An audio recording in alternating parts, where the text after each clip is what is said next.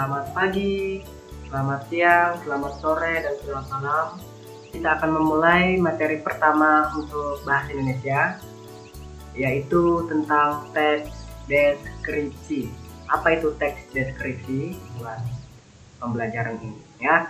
Nah, oke, yang pertama, dari aspek pengetahuan, kalian harus mengidentifikasi atau memahami informasi dalam teks deskripsi tentang suatu objek ya. Objek itu apa saja?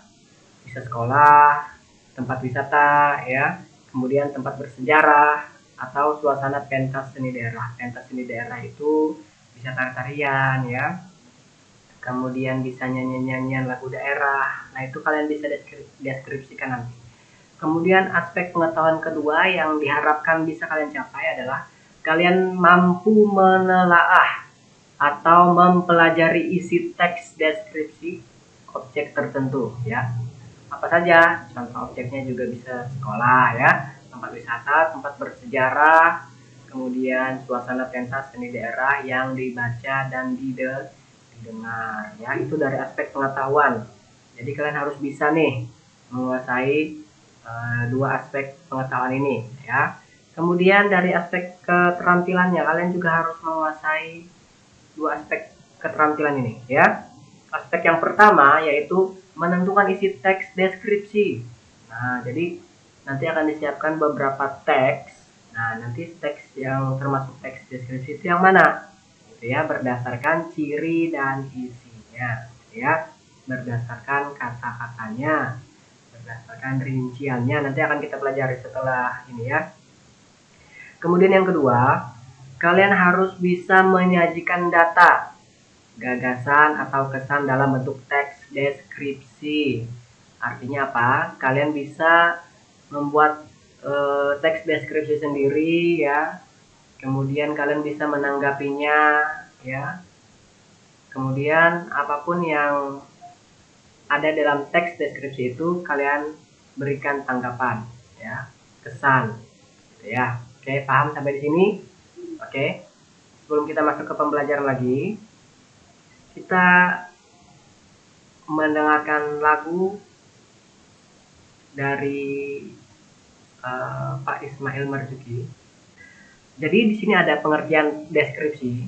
Ya, deskripsi adalah pemaparan atau penggambaran atau penjelasan ya, dengan kata-kata secara jelas dan terperinci. Terperinci itu secara detail gitu ya. Ketika kita semakin dekat dengan kamera itu kan, kalau mau mencet jerawat itu semakin dekat semakin dekat. Nah, semakin dikorek-korek semakin dekat ya. Jadi deskripsi itu adalah pemaparan atau penggambaran atau penjelasan dengan kata-kata secara jelas dan terperinci atau uraian suatu objek. Jadi dia harus rinci gitu ya. Nah, kalimat deskripsi merupakan kalimat yang menggambarkan keadaan atau bentuk atau suasana tertentu. Nah, kemudian penggambaran informasi yang jelas. Nah, ini sangat diperlukan oleh teks deskripsi. Jadi kita menggambarkan orang itu secara jelas, objek itu secara jelas, sehingga ketika kita menggambarkan seseorang atau objek, orang yang mendengar itu seakan-akan dia bisa melihat, dia bisa merasa, dia pernah merasakan langsung apa yang sedang dijelaskan gitu ya. Contoh teks deskripsi tentang air terjun merah yang berada di Teluk Sampit. Nah, di sana bisa dilihat ya, kalian bisa baca sendiri. Kawasan Ujung Pandaran, Kecamatan Teluk Sampit, Kalimantan Tengah, ternyata tidak hanya memiliki destinasi wisata berupa pantai nan indah. Nah, gitu ya. Ternyata ada potensi wisata lain yang sangat unik dan masih belum banyak diketahui orang, yakni air terjun merah. Masyarakat setempat menyebutnya air terjun merah karena warna airnya yang kemerahan. Ya. Spot wisata ini terletak di Kampung Kalap Gadur. Mungkin kalian ada yang berasal dari sana. Ya, kalau ada yang berasal dari Kampung Kalap Gadur, komentar nanti di bawah video ya. Oke. Oke.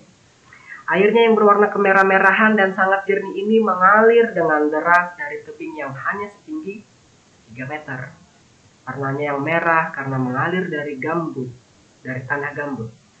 Saat panas terik, suara gemuruh dan gemericik dari air yang berasal dari wilayah hulu hutan pedalaman ini memberikan nuansa alam yang berbeda. Lokasi ini belum banyak diketahui oleh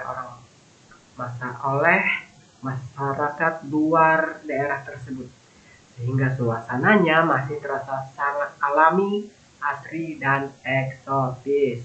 Nah, ketika kita membaca ini, ada tidak bayangan di pikiran kalian, oh ternyata wisata air terjun merah ini indah ya, saya mau ke sana.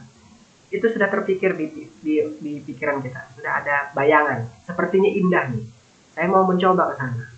Nah, ketika orang berhasil menggambarkan tentang keadaan air terjun merah ini, kita berusaha untuk datang ke sana. Berarti ketika seseorang menjelaskan secara detail tentang objek yang dijelaskannya, itulah yang disebut dengan teks deskripsi, begitu ya. Oke. Nah, teks deskripsi ini terdiri dari dua unsur ya. Yang pertama adalah identifikasi atau gambaran umum objek atau berisi lokasinya di mana ya, kemudian sejarah penemuan seperti apa. Kalau dalam pertemuan sehari-hari gitu ya, kita bertemu dengan orang baru, kita kan harus kenalan dulu ya, tidak langsung kenal akrab, tapi harus berkenalan dulu. Sama halnya dengan teks deskripsi ini, harus dikenalkan dulu objeknya itu apa, dia terletak di mana ya, berapa jauh jaraknya, seperti itu, lokasinya di mana, di desa apa gitu ya, dia harus dikenalkan dulu ya, supaya orang itu tertarik. Oke. Kemudian yang kedua itu ada deskripsi bagian. Deskripsi bagian ini adalah berisi perincian atau bagian-bagian objek yang dirinci. Ya. Apa yang dirinci? Oh, di sana airnya yang berwarna kemerah-merahan dan sangat jernih. Nah, itu rincian dari air terjun merah. Ternyata airnya ini adalah merah. Meskipun merah, dia berwarna putih atau jernih dan mengalir dengan deras dari tebing hanya setinggi 3 meter ya, yang warnanya merah karena mengalir dari tanah gambut. Saat panas terik, suara gemuruh dan gemericik dari air yang berasal dari wilayah hutan pedalaman ini memberikan nuansa alami yang berbeda. Nah, itu adalah rinciannya ya, penjelasan yang lebih detailnya. Lokasi ini belum banyak diketahui oleh masyarakat luar daerah tersebut, sehingga suasananya masih terasa sangat alami, asri, dan eksotis gitu ya. Kita lanjut. Struktur teks deskripsi. Yang pertama adalah identifikasi, yaitu pengenalan terhadap objek ya. Jadi dikenalkan dulu objeknya apa ya, kemudian letaknya di mana, berapa jarak tempuhnya ya, di desa apa, itu dikenalkan dulu. Kemudian yang kedua adalah deskripsi bagian, dirinci lagi ya. Kalian mengenali isi teks deskripsi diperinci menjadi perincian-perincian bagian objeknya. Itu yang sudah saya jelaskan tadi sebelum slide ini saya tampilkan. Airnya yang berwarna kemerah-merahan sangat jernih, mengalir deras dari atas tebing yang hanya tingginya 3 meter gitu ya. Warnanya yang merah karena mengalir dari tanah gambut dan sebagainya gitu ya. Oke. Nah, kemudian isi teks deskripsi menggambarkan secara konkret. Jadi apa yang kita lihat, apa yang kita dengar, apa yang kita rasa, apa yang kita kecap gitu ya, itu apa adanya. Tidak boleh ditambahkan, tidak boleh dikurang-kurang. Apa yang kita lihat, itulah yang kita sampaikan kepada orang lain ketika bertanya. Kemudian yang ketiga, isi teks deskripsi memiliki kandungan emosi sehingga menggunakan kata-kata emosi yang kuat yang dapat mempengaruhi jiwa kita. Gitu ya, kata-kata yang membangkitkan semangat. Oh, saya mau sekali ke sana misalnya. Saya mau sekali ke air terjun merah itu. Saya mau sekali ke sana, gitu ya.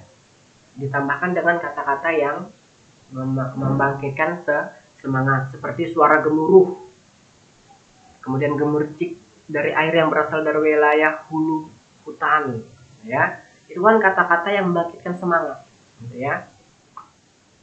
Nah, kemudian ada ciri-ciri teks deskripsi. Ini adalah ciri-ciri teks deskripsi. Jadi ketika kalian disediakan sebuah teks, kalian harus mengenali ciri-ciri teks deskripsi itu yang seperti apa.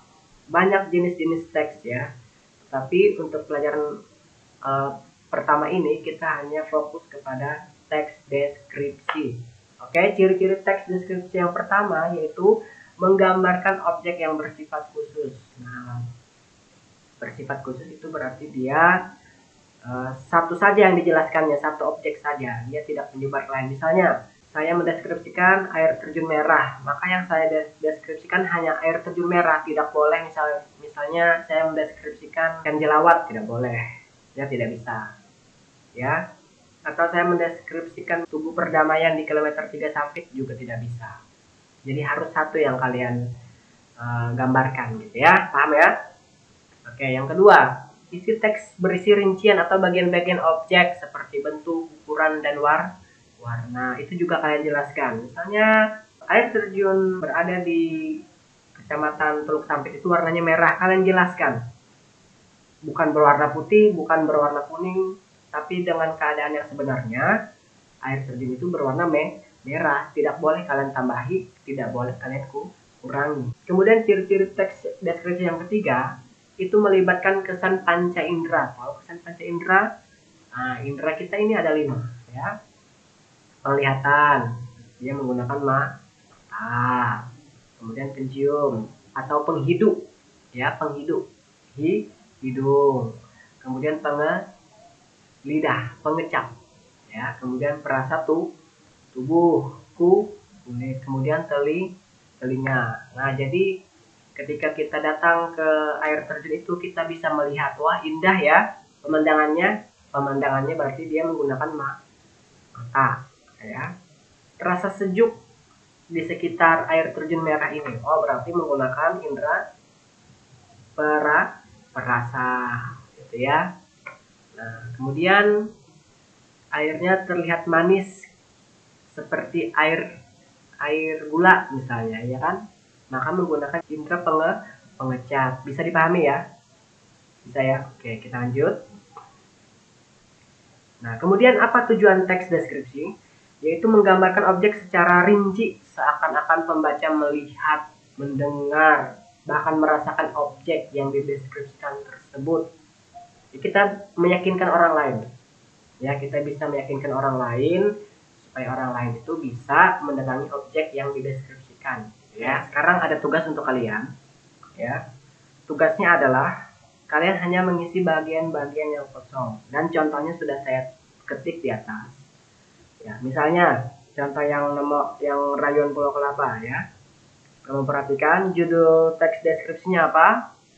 Rayuan Pulau Kelapa ya.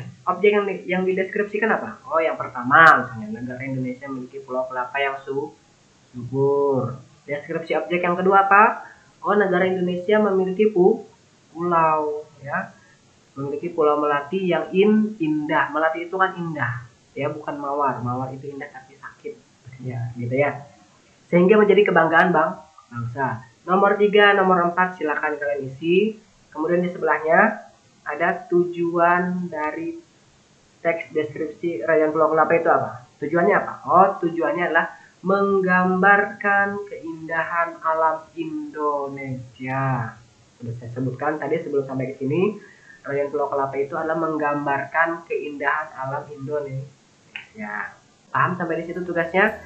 Kalau tidak paham nanti kamu bisa bertanya lewat WA grup yang ada sudah di masing-masing wali kelas, ataupun silakan komentar di bawah video pembelajaran bahasa Indonesia. Selamat belajar dari rumah untuk kalian.